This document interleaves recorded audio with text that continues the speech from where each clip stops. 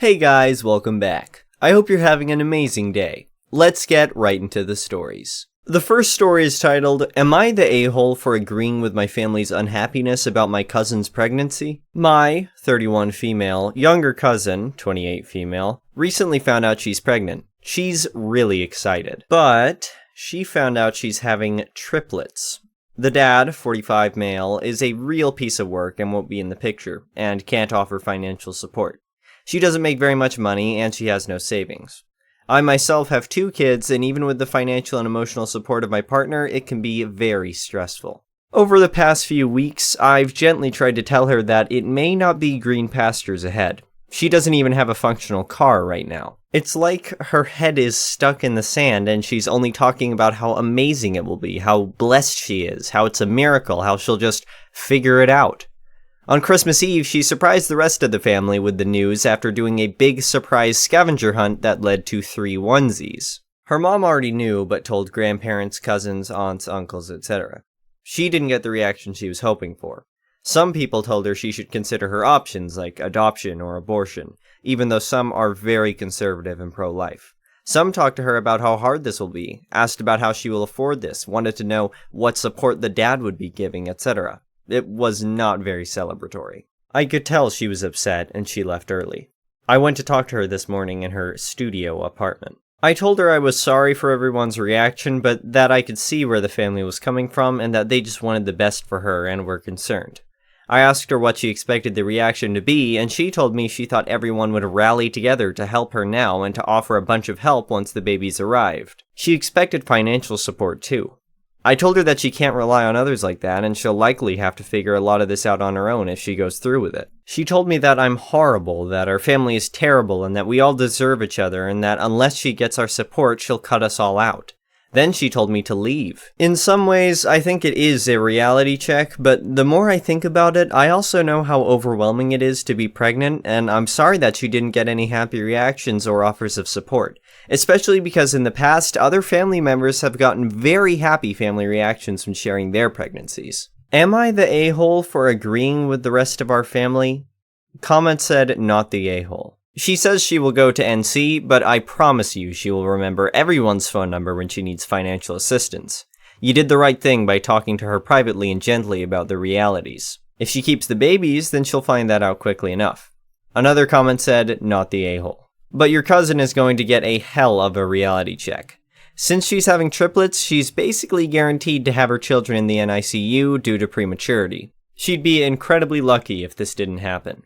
Caring for 3 newborns is going to take more than one person, and it doesn't sound like she understands this. She can't just assume family is going to financially support her and be her full-time nannies. That isn't realistic. Her life is about to get really hard. The next story is titled, Am I the a-hole for refusing to drop charges against a 16-year-old? My brother, 17 male, lives with me, 25 female, and my husband, 26 male, full since both our parents passed away in an accident last February. He's a great kid, but losing our parents made him a quiet, sad young boy. I've tried to encourage him to attend therapy so he can work on his grief, but he has refused every single time, telling me that he's not ready yet. I get it. Everyone works at their own pace, and as long as he's not deliberately hurting himself, I won't pressure him. I try to be as involved in his life as I can without it being overwhelming. We both enjoy movie nights or binge-watch shows on the weekends, and he also helps my husband with his old car. Before our parents' passing, my brother had a GF, 16. She seemed like a good kid too, but after the funeral, my brother decided that being in a relationship wasn't what he needed at the time and broke up with her.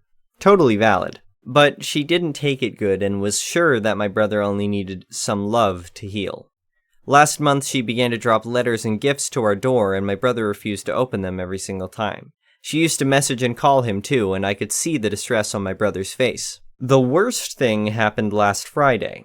It was my brother's birthday, and my husband and I decided to take him out. When we got back, he went to his room, and as soon as he did it, he came down running. Now, his ex found her own way into my house, arranged his room with photos of him with her, their friends, and our family, put some balloons, and was waiting for him with a cake. Mind you, this is creepy as duck, so while my husband entertained her, I called the police, and they took her for trespassing private property. My brother is thankful, but my husband and the kids' parents are sure I'm overreacting and that I should drop the charges because she's trying to do something nice. Little update, I just talked to my brother and we agreed on getting a restraining order no matter what. He'll be switching rooms since he told me that he can't sleep there anymore. Our guest room is a bit smaller, but he says that he doesn't care. That's it for now. He hasn't said anything about therapy or dropping the charges. Comment said, not the a-hole. Let's do the gender reverse test. A 16-year-old boy is broken up with by his girlfriend and sends her a bunch of letters, gifts, and eventually breaks into her house and bedroom. She's turned into a stalker, OP, and you need to protect your brother from her. Another comment said, not the a-hole. That's stalking. It doesn't matter how sweet her intentions are, that's what she's doing. Her youth and femininity do not give her a pass. She was told to stop. She did not. Instead, she displayed a clear pattern of escalating behavior. There's no reason to believe she won't decide to take it further if she gets away with this. This is a life lesson she needs to learn. It doesn't matter how harsh anyone else thinks it is. You don't break into someone's house and play victim when there are consequences. The next story is titled, Am I the a-hole for refusing to change how my family does inheritance? My family has a tradition involving inheritance. Children receive sentimental items and a token cash amount, and grandchildren get a trust set up for their future. It works for our family and has for a few generations now. My brother blew his trust during the dot-com bubble, but his kids still have money for university and to get a start on life. It's a way to keep one generation from messing everything up. I'm doing my will, and my daughter has approached me about her inheritance. She informed me that she was going to be child-free. I respect her decision. I told her that her inheritance from myself would be some souvenirs from her childhood trips and about $5,000. She said that she knew that each of her brother's children was receiving substantially more than that in their trust. I said that she had received her trust from her grandmother and that was how it worked. She thinks it's unfair that her decision will lead to her getting less money. She refuses to understand that even if she had 10 children, she would not be getting any more than what she's already getting. She called the family tradition ridiculous and patriarchal, which is odd because, as stated, her trust came from her grandmother. She thinks I'm an a-hole for not changing how things are done. I told her that our family has been doing this for a long time and it works. Am I the a-hole? Comments said not the a-hole, but I think the fundamental issue is that you both view an inheritance from you differently. I think she's seeing this as how much is she getting and how much are her brothers getting. But the point of the inheritance from you is not to make things equal between your sons and your daughter. The point of this inheritance is to help future generations. There are no future generations coming from her, so she doesn't get extra money. If I were you discussing this with her, I would avoid getting sidetracked into discussions about how her brothers are getting more, how unfair it is, etc. Every time she tries, bring it back to the core point of the inheritance, which is concerned with supporting future generations. Turn the tables on her. Ask her, was it unfair for her grandparents to give her money? Should you ask her and her brother to give that inheritance back to you? Does it not make sense to ensure that future children are cared for? Etc. Another comment said, not the a-hole. She has zero power over how you split your inheritance. Seems like you're trying to split it equally based on how your parents have done, which makes you kind of a nice person not making your decision based on how much you like a certain child. It's her decision not to have children, she's already been granted a privileged start of life, and she needs the money less than your grandchildren. She's the a-hole for trying to take what you want to give to someone else. The next story is titled, Am I the a-hole for causing a family rift because I don't want to sleep outside in my mom's yard on Christmas? I, 18F, am the youngest out of 4 kids. My siblings are 31M, 28F, and 25M. We were raised by our dad and stepmom, and our bio mom lives in another country with her husband. She wants me and my siblings to spend Christmas with her this year and has offered to pay for our transport and visas. My siblings are all married and have kids and are going to bring their spouses and kids with them. Our mom's house is quite big, and she said that she'll spread out air mattresses in the living room and there's a guest room. She didn't say anything specifically to me about where I'd be sleeping, so I assumed I'd be sleeping on one of the air mattresses. Well, one of my brothers told me that my mom expects me to sleep in a tent outside. I honestly thought he was messing with me, but when I asked my mom about it, turns out she did. The conversation wasn't in English, but it basically went like this. Me. Brother's name said that you expect me to sleep outside in a tent? Is this true? Mom. Yeah, I thought you'd be fine with having your own tent. Me. Why didn't you talk to me about it? Mom. I didn't think it'd be a problem. Is it a problem? Me. It is. I don't want to sleep outside. Mom. I don't know what you want me to do. There's too many of you. Me. Can I sleep on the couch? Mom. No. Husband's name likes to watch TV late. You'll be a nuisance. Me. I don't know then, but I'm not sleeping outside. I'd rather not go.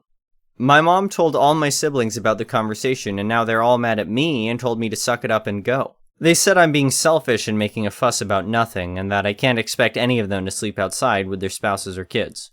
I told my dad about it, and he's now royally pissed off with my mom and said that she's being a mega idiot and alienating me on purpose, and they had a huge argument on the phone. My siblings are all mad at me for causing this. Comment said, not the a-hole. The fact that your stepdad wanting to watch TV at night is more important than you being able to sleep inside tells you exactly where you stand in your mother's priority list. If your a-hole siblings continue to pretend that sleeping outside in a tent during winter isn't a big deal, tell them that you accept their offer to switch beds with them. Another comment said, not the a-hole. Your mother and her husband are putting you below his desire to watch TV at night. He can suck it up and skip TV for a few days, or he can move the TV to the bedroom for the duration of the visit and watch TV in the comfort of his own bedroom. Or he can move the TV to a tent in the yard and watch it out there. The last story is titled, Am I the a-hole for leaving my home and telling my husband I won't return unless his family leaves? So, for context, my 26F husband's 33M grandmother, 78F, had a cancer removal procedure on her face, and it left half her face with no skin. She needs wound care, home health once a week. Bandage needs changed every other day, though. I told him she could stay temporarily, but not long term. We live in a one-bedroom house with our 2 kids, almost 2M and 1F, as well as our 3 German Shepherds. She initially stayed 3 weeks. His cousin, 20F, and I would help with wound care when home health wasn't here. His grandmother expects me to make her 3 meals a day, whenever she wants. I work nights and nap when the littles nap during the day. She will often wake me up because she wants her bandage changed or food during these times. Last week, she started yelling at my son while he was playing. She also told me that my dogs are poor dogs because I had them crated. It was for 15 minutes while I cleaned the floor in their paws since it was muddy outside. A week ago, she decided to go home. I told my husband I did not want her coming back. I feel it's important I mention there are 4 capable adults living with her that can take care of her. Went out 2 days later and changed her bandage. I spoke with my sister-in-law, 33F, about her coming to get the wound care supplies, even offered to meet her somewhere. Well, she never got them. So fast forward to today, the bandage has not been changed in 5 days. His grandmother and niece, 10F, showed up to our house unannounced at 6:30 a.m., waking all of us, including the babies, up. I was livid. Not only did my husband not talk to her about staying home, but they just showed up early morning without asking. She lacks boundaries, and that's a problem for me. I told my husband I do not want her here as I have too much on my plate. He works 12s, 8 to 8, M to F, so childcare is solely on me during that time due to the baby's schedules. I also work, cook, clean, train, groom, and take care of 3 dogs. We got in a huge argument, and he thinks I'm unreasonable and that his Nana is just a poor old woman who needs help. I left the house with the kids, and he says I'm being a jerk. So, am I the a-hole here? Comment said, not the a-hole. But your husband sure is. I will never understand for the life of me why these am I the a-hole husbands think helping an extended family member at the expense of his family is okay. It's a 1-bedroom apartment for F's sake. He doesn't see the issue because he's not home for the majority of the week. That's effing BS. He's not your employer. He does not get to order you into jobs you don't want. Being a full-time caretaker is a lot already, let alone all the other factors. He should want you to be able to give your children your full attention. She has 4 other adults that can help her. Tell your husband it's buy Nana or buy wife. His choice. Another comment said, not the a-hole. And Nana can't make her own meals, but she can drive to your home? Something's wrong with that scenario. You have enough responsibility with 2 toddlers and 3 dogs. I can imagine that taking care of your household takes an immense amount of time and energy. Give someone else a turn taking care of inconsiderate Nana. Thank you for watching. I would really appreciate it if you could like the video and subscribe to our channel if you haven't already. We'll see you again tomorrow.